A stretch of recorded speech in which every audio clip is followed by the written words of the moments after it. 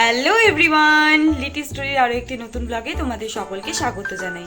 বেশি কথা বলবো না, বেশি গল্প করব না, চলো তোমাদের সাথে একদম সারাদিনের অ্যাক্টিভিটিগুলো শেয়ার করি। সকাল সকাল বেরিয়ে পড়লাম এই বাচ্চাটাকে নিয়ে বাইরে, ওকে একটু পি আর পটি করানোর জন্য। শুধু ও নয়, আমাদের বাড়ির সব বাচ্চারাই বাইরেই পি পটি করে।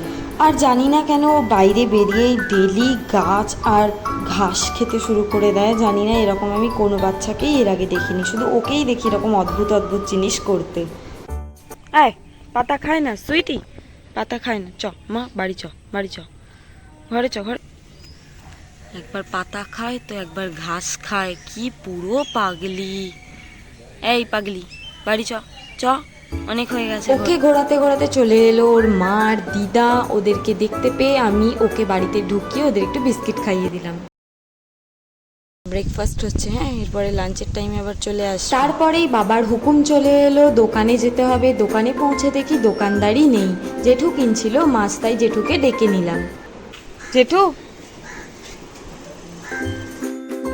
জিনিস কিনে বাড়ি ফেরার সময় বাচ্চাদের সাথে আবার দেখা হয়ে গেল, তাই ওদেরকে একটু আদর করে দিলাম।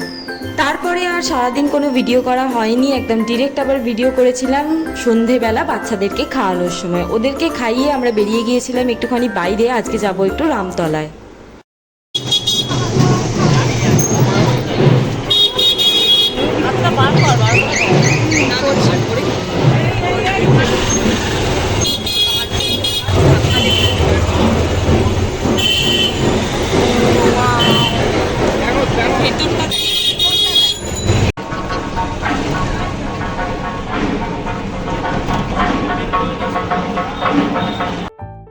আজ রাস্তায় রাস্তায় এত ভিড় কেন জানো? কারণ কালকে হচ্ছে রাম বিসর্জন, তাই আজকে নবনারী তলায় আর রামতলায় শেষ আরতি হচ্ছে নবনারী ঠাকুরের আর রাম ঠাকুরের।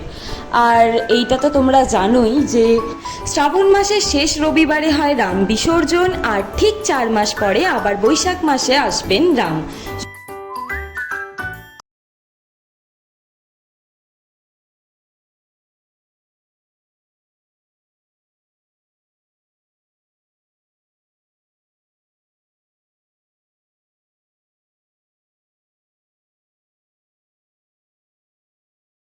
পৌঁছেই ফার্স্টেই চলে গেল সাজগোজের দোকানে। তোমরা তো জানোই যেখানেই যাক না কেন সাজগোজের দোকান দেখতে পেলে সেখানে ছুটে একবার যাবেই। আর দিদি আর আমি এখানে দাঁড়িয়ে দাঁড়িয়ে এই লাইভটা একটু ভিডিও করে নিচ্ছিলাম। আর আমি দিদিকে বলছিলাম, যা তো পেমেন্ট করছে ওইদিকে, কে তো দেখানোই হলো না, আমরা তো শুধু নিজেদেরই ভিডিও করে নিলাম। তারপরে আমরা চলে গেলাম একটা ব্যাগের দোকানে, সেখানে বেছে বেছে আমরা একটা ব্যাগ কিনেও নিলাম। ভালো লাগছে, সেইটা নাও, পরে কিন্তু আর পাল্টাতে পারবে না, যেই কালারটা পছন্দ হবে সেটাই নাও।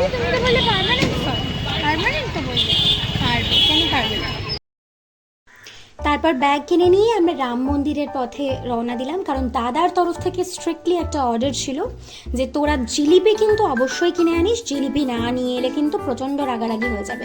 তো মাসি মিষ্টির দোকান থেকে দাদার জন্য জিলিপি। রাম মন্দির সংলগ্ন প্রচুর ছোটোখাটো দোকান রয়েছে, আমরা সেগুলোই ঘুরে দেখছিলাম।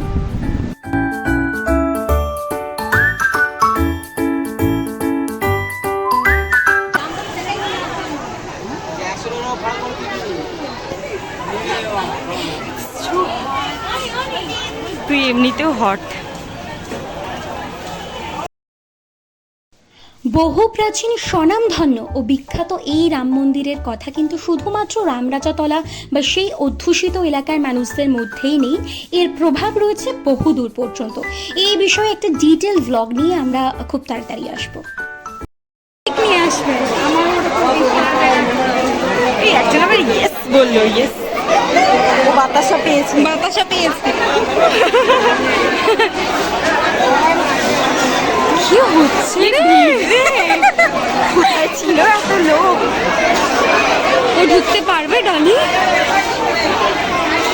আমি ওকে বলেছি যে এর তো আমার সাইজের চুল রে, বলতে দেখি আমার অ্যাকচুয়ালি আমার মতো।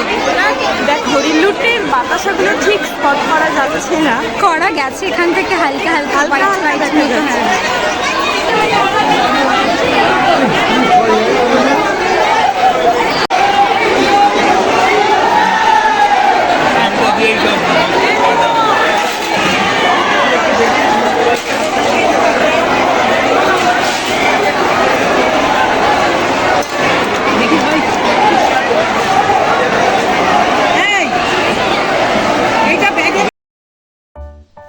বোন তো ভিডিও করবে বলে, তোমাদের দেখাবে বলে, ক্লিপস নেবে বলে গিয়েছিল রাম মন্দিরের ভিতরে ঢুকতে।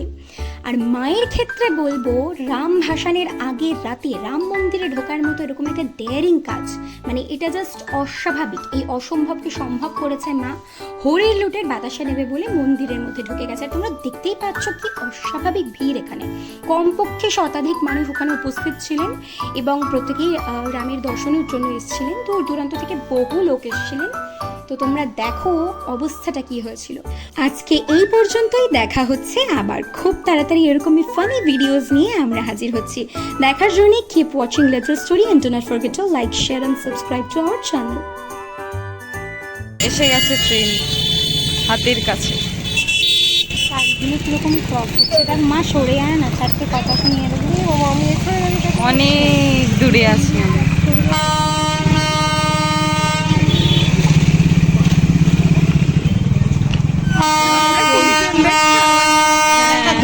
এই আমাদের তিনজনের ছায়া দেয়। সরে এসো।